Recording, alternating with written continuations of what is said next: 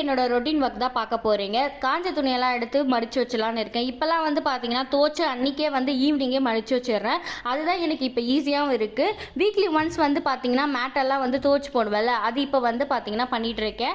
இன்றைக்கி வந்து பாத்ரூம் கழுவிலாம் ரொம்ப மோசமாக இருக்குது. ஸோ பாத்ரூம் கழுவிலாம் பாத்ரூம் வீடியோ வந்து பார்த்தீங்கன்னா எப்போ பார்த்தாலும் போட்டுட்டு தான் இருக்கேன். அதனால் இந்த வாட்டி வந்து சும்மா சின்ன சின்ன க்ளீனிங் பண்ணுறது மட்டும் உங்களுக்கு காமிச்சிட்டு பாத்ரூம் வந்து நான் வாஷ் பண்ணிவிடுவேன்.